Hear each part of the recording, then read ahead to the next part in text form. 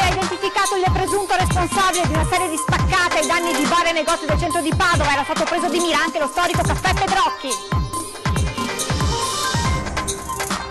Emergenza West Nile, al via il piano straordinario di disinfestazione voluto dalla regione, ma l'assessore Coletta attacca i 200 sindaci che non avevano messo in sicurezza il proprio territorio. Nessun arrivo nel Vicentino, almeno per il momento, di profughi della nave di Ciossi. A dirlo il vescovo Monsignor Beniamino Pizzioli. 4 migranti avrebbero trovato un'altra soluzione. Si era allontanato ieri pomeriggio per cercare funghi tra i boschi a Canale d'Agordo, ma è scivolato in un canale, trovato senza vita un veneziano di 79 anni. Auto centrata da uno SUV che poi si allontana. Un 20enne mestrino vittima dell'incidente mette una taglia su Facebook a chi lo aiuterà a trovare il responsabile. La Corte dei Conti del Veneto ha condannato l'ex comandante dei Vigili Urbani di Padova ad un risarcimento di 800.000 euro per la cancellazione delle multe degli 8 autovelox sulle tangenziali. DASPO urbano perché si tuffa in laguna Venezia, lo ha confermato il capo della polizia Gabrielli. Intanto maxi multa per una turista che si è lanciata dal vaporetto per evitare i controllori. Le immagini della carcassa di un cane annegato recuperato da una canaletta a Vedelago stanno indignando il web. I padroni dicono non è un incidente, Django è stato ucciso. Prima edizione dei telegiornali di Antenna 3, buongiorno e ben ritrovati, lo avete sentito anche dai nostri titoli, in primo piano la cronaca con una serie di spaccate messe a segno in centro a Padova durante l'estate nel mirino, negozi e bar, tra cui anche lo storico caffè Pedrocchi. Ebbene, la squadra mobile ha identificato il presunto responsabile. Proprio in questi minuti è in corso una conferenza stampa in questura per tutti i dettagli e allora andiamo a sentire proprio da Filippo Fois, che sta seguendo per noi l'incontro con la stampa, che cosa è emerso. A te la linea, Filippo, buongiorno. Buongiorno a tutti. E la conferenza in questura si è appena conclusa, per cui possiamo darvi il quadro completo sia dell'arrestato che delle accuse che gli vengono mosse. Dunque si tratta di un senegalese senza fissa dimora, irregolare sul territorio italiano dal 2000, con diversi precedenti per reati contro il patrimonio e oltretutto ritenuto un soggetto pericoloso anche per la sua dipendenza da stupefacenti. Dunque, è stata un agosto di spaccate qui a Padova, ce ne sono almeno una decina, come giustamente ricordavi. Le indagini non sono state facilissime, quelle della polizia, i punti di partenza erano molto pochi. È stato sottolineato anche da parte della polizia come persino la mancanza di professionalità criminale del soggetto che poi è stato arrestato non rendesse le cose più difficili. Ci si è mossi per cui su diversi campi, da un lato l'attività delle volanti con continui pattugliamenti che erano stati rafforzati, dall'altro invece l'attività della polizia scientifica con sopralluoghi in tutti i luoghi che erano stati oggetto di spaccate, nel corso dei quali sono state raccolte tracce ematiche, impronte digitali, addirittura impronte delle scarpe. Terza fase è stata quella della squadra mobile che ha visionato migliaia di ore di decine di telecamere di videosorveglianza e la quarta fase è stato l'utilizzo di fonti informative sul territorio. Alla fine il cerchio si è stretto attorno a questa persona. In tutte le immagini di videosorveglianza in effetti si vedeva transitare nei pressi dei luoghi che poi erano stati oggetto di furto un uomo di colore alto circa 1,90 m, che alla fine è stato identificato senza ombra di dubbio, riferiscono dalla questura, grazie alle immagini di una spaccata che era avvenuta il 21 agosto in via Altinate nel soggetto appunto che vi abbiamo raccontato. Ora sono in corso delle indagini per chiarire se anche gli altri 7 casi che hanno lo stesso modus operandi di quello di via Altinate siano imputabili allo stesso soggetto, ma diciamo che in questura ci sono pochi dubbi. Grazie Filippo, grazie a Filippo Fois, naturalmente tutti i dettagli nelle edizioni serali dei nostri telegiornali a partire da quella delle 18:30 dedicata al Veneto.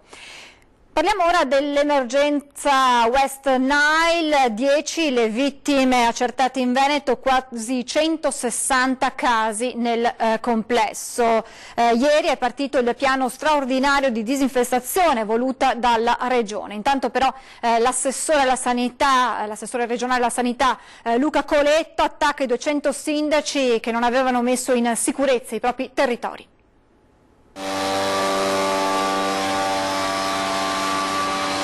Mentre parte come promesso il piano straordinario di disinfestazione della regione da 500.000 euro, i veleni liberati nell'aria intossicano il dibattito politico. Dopo giorni di attacchi subiti all'assessore Coletto a pungere i sindaci. Da nostre verifiche, circa 200 comuni su 500 e passa non si sono attivati. In parte il risultato l'abbiamo visto, insomma, l'incremento di queste larve che poi sono diventate zanzare ha dato risultati estremamente negativi. Dunque oltre 200 amministrazioni in Veneto non avrebbero fatto quanto previsto nei tempi deputati, e tra queste anche Padova. È fondamentale infatti che le disinfestazioni di zanzare e larve avvengano nei periodi stabiliti e in contemporanea per ampliarne l'efficacia. Noi abbiamo rispettato quello che è il piano nazionale di prevenzione. Ci siamo attivati ancora a marzo scrivendo delle lettere sollecitando le USL e i comuni ad attivarsi per la disinfestazione larvicida. Incubo West Nile, 10 le vittime in Veneto, l'ultima nelle scorse ore nel Rodigino. 159 casi in totale in regione, 49 con sintomi pesanti. Un aumento certificato del 300% di casi di zanzara killer in Europa. Non c'è né un'epidemia né una pandemia. Si tratta sostanzialmente di una patologia che purtroppo è endemica, è del 2008 che noi la monitoriamo, insieme all'Istituto Superiore di Sanità e all'Istituto Triveneto Zooprofilattico, per controllare quella che è l'espansione. Le nostre trappole per catturare le zanzare sono una ogni 15 km quadrati. La disinfestazione straordinaria comincia proprio dai 75 comuni polesani, dai punti di maggiore aggregazione come sagre, scuole e parchi, quindi toccherà a Padova, Verona e le altre province. Causare l'incremento di questo tipo di zanzara è appunto il clima sempre più tropicale. Shock nel quartiere Castello di Venezia per l'improvvisa morte a soli 32 anni di Giulia Battistetti. La donna è stata trovata senza vita nella sua abitazione dalla madre, una scomparsa che ha sconvolto i familiari ma anche le tante persone che conoscevano la 32enne, grande amante della natura e degli animali. Viene ricordata come una persona riservata ma che sapeva regalare una grande allegria a chi la conosceva. I funerali saranno celebrati domani alle 11 al cimitero di San Michele a Venezia. E restiamo nel veneziano perché è appunto di Venezia l'ultima vittima delle montagne venete nel Bellunese. Un 79enne ieri è uscito per una passeggiata per cercare funghi ed è scivolato in un canale dove ha perso la vita. Era da anni che trascorreva le vacanze nella Val di Garès, conosceva bene quei sentieri dove faceva lunghe passeggiate. Anche ieri pomeriggio un 79enne di Venezia, intorno alle 15:30, ha salutato la moglie e si è incamminato per vedere se c'erano funghi. Quando però l'anziano non ha più fatto rientro al campeggio nel quale stava trascorrendo le ferie, la moglie si è preoccupata e ha dato l'allarme. Gli uomini del soccorso alpino hanno raggiunto il posto insieme a 2 unità cinofile, di cui una molecolare, e hanno iniziato a perlustrare i sentieri attorno al campeggio fino a notte fonda, con il supporto anche dei carabinieri. All'alba di oggi altre forze si sono unite nella perlustrazione delle zone da funghi e sulla rete dei sentieri. Poi alle 9 il tragico epilogo. Una squadra di soccorritori ha ritrovato il corpo senza vita dell'anziano in fondo ad un canale nel bosco.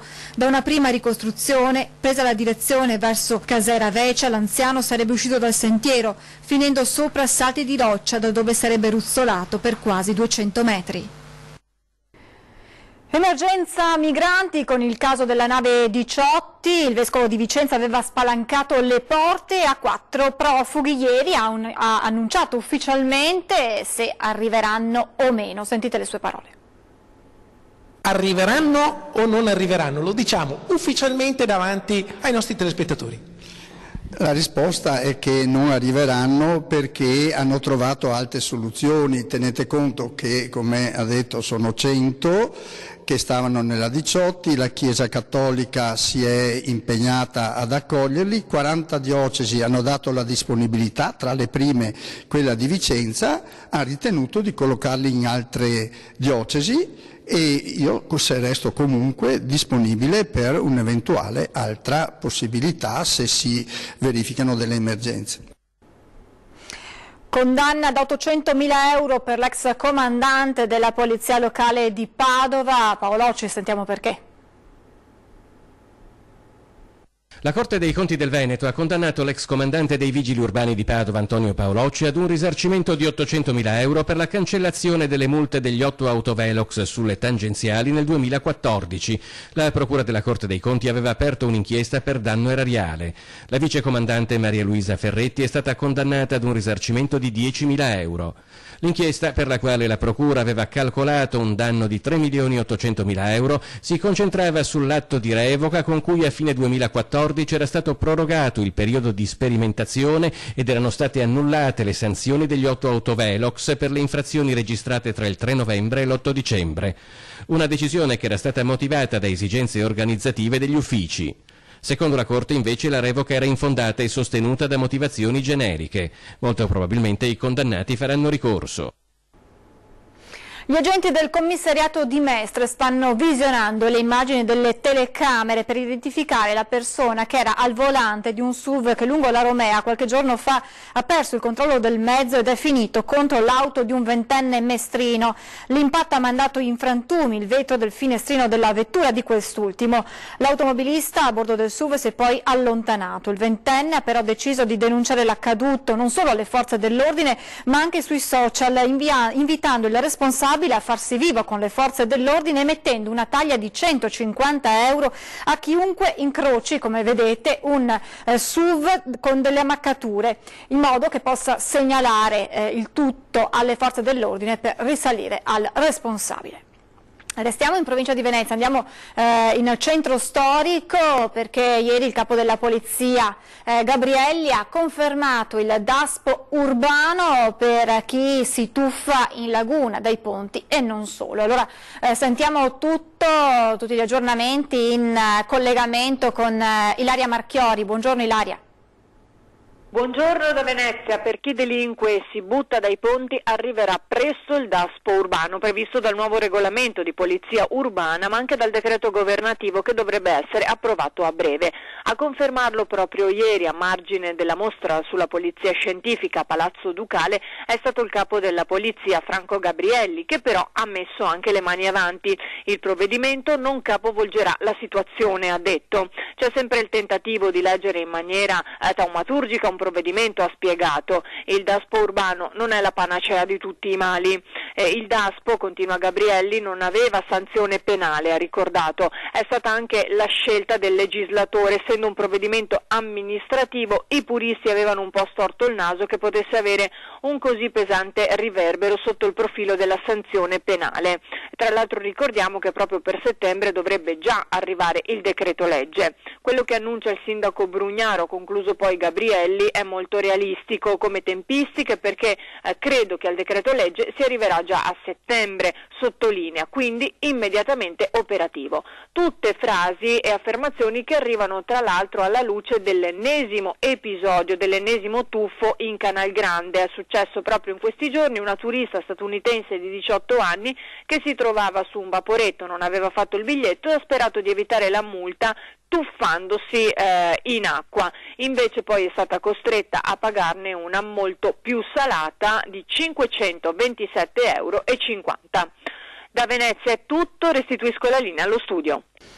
Buon lavoro ad Ilaria Marchiori. Tuffi non solo in Laguna Venezia ma anche a Treviso, come vi abbiamo raccontato domenica scorsa un ragazzo insieme ad altri 2 amici, tutti ubriachi, si è spogliato e si è buttato dai buranelli nel Cagnan. Bene, la polizia municipale sulle tracce dei 3 ragazzi, mentre il gesto ha suscitato molta indignazione in centro città. Li stanno cercando in ogni registrazione video dei vari circuiti presenti in zona. La Polizia Municipale non tralascia nessuna telecamera di videosorveglianza pur di identificare i 3 giovani protagonisti del tuffo nella notte tra domenica e lunedì in sfregio alla città i Buranelli. Prima gli schiamazzi tra i fumi dell'alcol nel sottoportico alle 3 del mattino, poi i vestiti che volano e il tuffo nel canale, infine una decina di minuti in tenuta adamitica di uno dei 3, tra le risa e gli spintoni dei compagni. La denuncia in questo video da un residente, video spedito al sindaco che ora vuole dalle forze dell'ordine i 3 nomi al più presto sul suo tavolo per una punizione a dir poco esemplare, che chiede già a gran voce anche lo sceriffo della città. Questo è il frutto della mancata educazione delle generazioni nuove che hanno perso tutti i punti di riferimento: Chiesa, patria e famiglia. E allora lei, se dovesse educare questi 3 ragazzi, cosa gli farebbe fare una volta presi e identificati? Gli farei scavare una buca alla mattina e alla sera riempirla, come faceva qualcuno del passato, ma questo per 10 giorni, e pane e acqua. Non solo una sanzione pecuniaria quindi, ma qualcosa che non possano facilmente dimenticare. Del resto è quello che chiedono anche tanti cittadini, in particolare chi in città e con i turisti ci lavora. Il senso di maleducazione delle persone, inciviltà soprattutto in civiltà, tutto lì è il discorso. Secondo lei qual è la punizione giusta per questi ragazzi una volta individuati? Farli pulire, metterli a contatto con la realtà. Fare pulire non solo i canali, anche i muri e tutto, perché quelli che fanno il bagno là non si adattano solo a fare il bagno dentro il canale di notte, sono quelli che sporcano, sgridano, fanno chiamazzi notturni e tutte queste robe qui. Far pulire tutto quanto il fiume dove sono buttati con le mani nude, per me. Una punizione per i 3 giovani, ma anche per i loro genitori, responsabili di non aver trasmesso il rispetto per gli altri e per la propria città. Se fosse capitato a suo figlio o a sua figlia una cosa del genere, cosa avrebbe fatto? Forse sarebbe nato al Cafoncello. I carabinieri di Mogliano hanno denunciato 3 giovanissimi ritenuti responsabili del furto in un'abitazione a Preganziol. Sono circa le 16 di ieri quando 3 giovanissimi, 2 italiani di 18 e 22 anni e un 17enne del Togo, scavalcano la recinzione di un'abitazione a Preganziol e dopo aver scardinato la porta d'ingresso con una spinta entrano in casa. All'interno il proprietario, un 90enne che in quel momento sta riposando a letto e non si accorge di nulla. I 3 rubano alcuni contanti, circa 50 euro, poi se ne vanno. Ma la loro azione non passa inosservata, una vicina infatti nota la presenza sospetta dei ragazzi e avverte i carabinieri di Mogliano che in pochi minuti raggiungono la zona e identificano i 3 che vengono immediatamente bloccati. Addosso ad uno dei giovani i militari recuperano 200 euro di cui però i 3 non sanno giustificarne il possesso. I carabinieri quindi provvedono a sequestrare i contanti perché di dubbia provenienza e a denunciare i 3 ragazzi. Le indagini però non si fermano qui, le forze dell'ordine infatti non escludono che il gruppetto possa aver messo in atto altri colpi nella stessa zona. Ci fermiamo adesso per qualche minuto di pubblicità, restate con noi.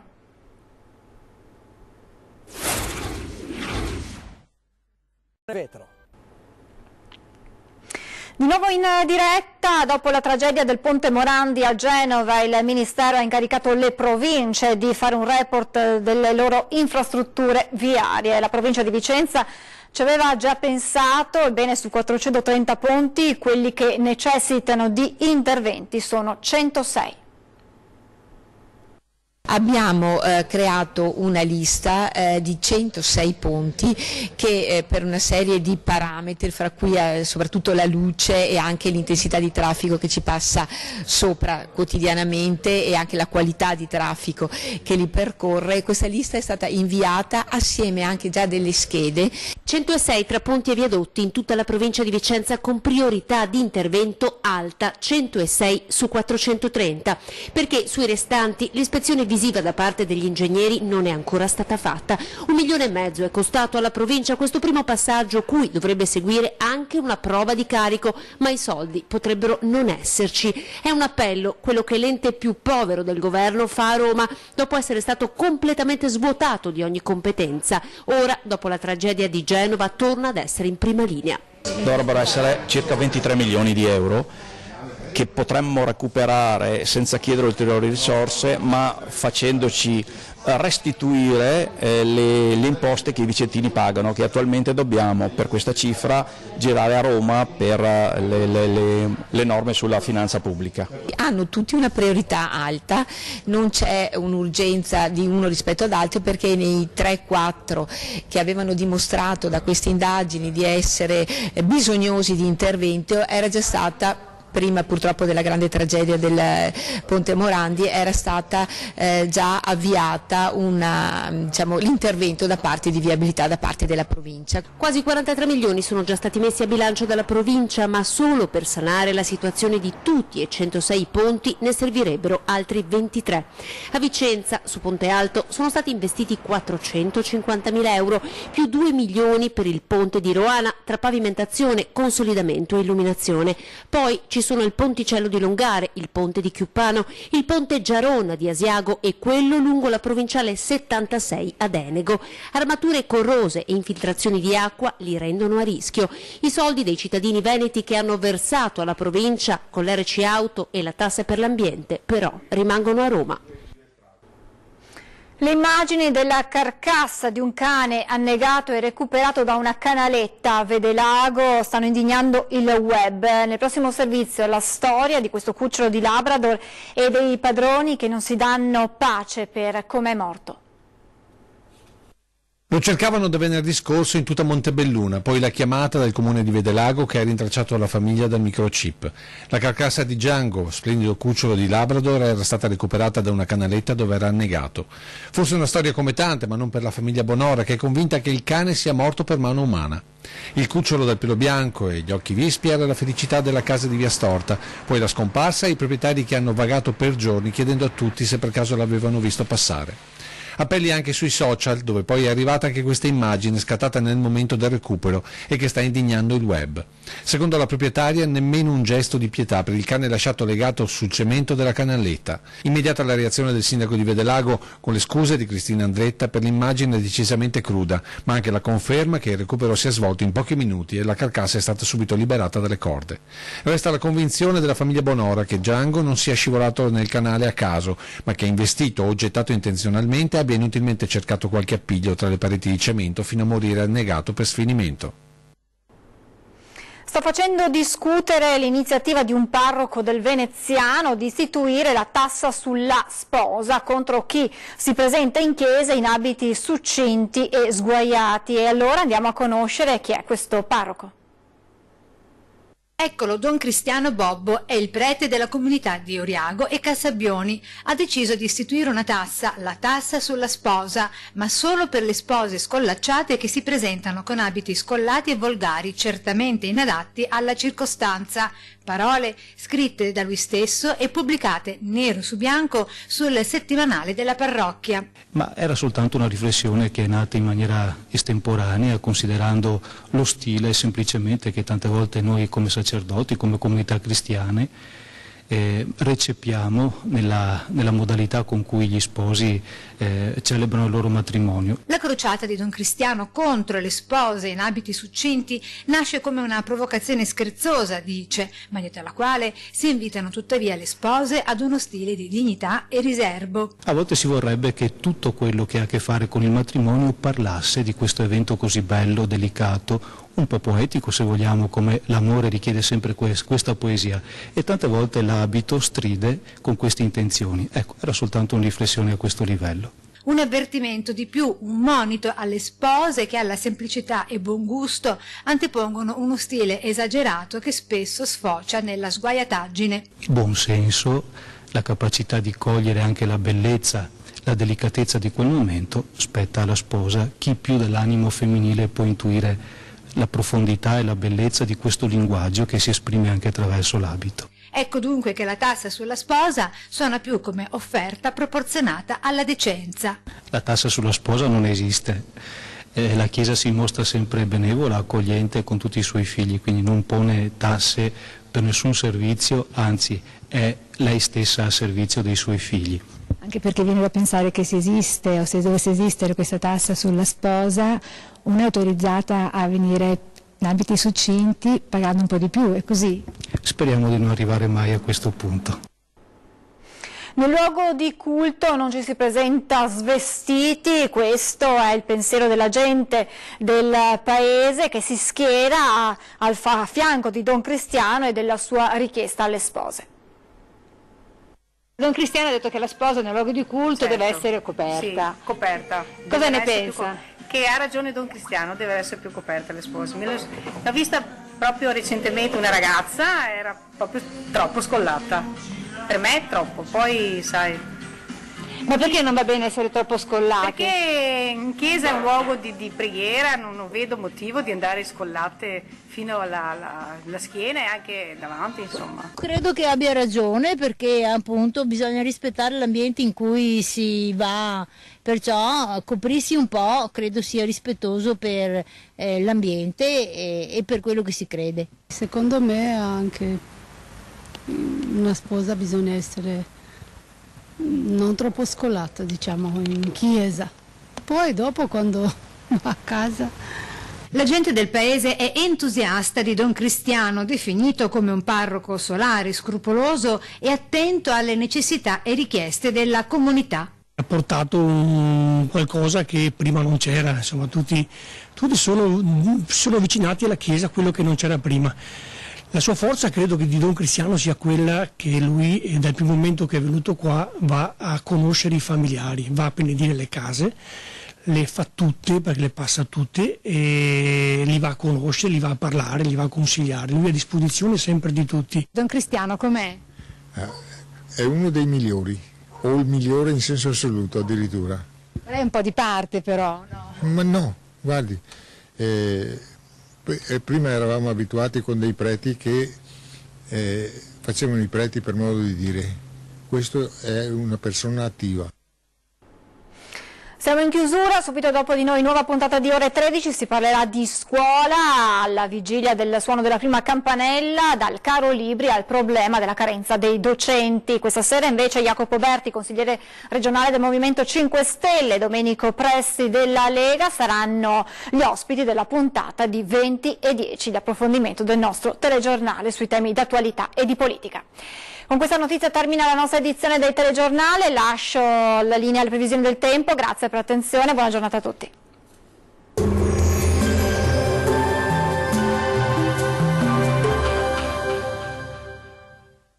Ben ritrovati al meteo. Bel tempo sulle nostre regioni, salvo per i consueti disturbi sui monti. Vediamo il dettaglio. Sul Veneto sarà in prevalenza asciutto e stabile, ampio soleggiamento dunque su tutti i settori, salvo per occasionali temporali durante le ore pomeridiane sui settori alpini. Cielo sereno o al massimo poco nuvoloso invece altrove. Temperature minime tra 14 e 19 gradi, valori massimi compresi invece tra 25 e 29 gradi circa. Spostiamoci ora a vedere che tempo farà sul Friuli Venezia Giulia. Poche novità, anche sulla nostra regione il tempo sarà in prevalenza buono, con tanto sole specie nella prima parte della giornata. Col passare delle ore non si esclude qualche rovescio sui settori montuosi. Temperature minime tra 16 e 17 gradi, valori massimi compresi invece tra 26 e 29 gradi circa. Infine la situazione meteorologica del Trentino Alto Adige. Non cambia di molto la previsione, con tempo asciutto e stabile su tutti i settori. Al mattino il cielo si presenterà sereno o al massimo poco nuvoloso ovunque. Dal pomeriggio qualche temporale sarà possibile sulle Alpi di confine. Temperature minime tra 15 e 16 gradi, massime comprese invece tra 28 e 30 gradi circa. Dal meteo per ora è tutto. Arrivederci al prossimo aggiornamento.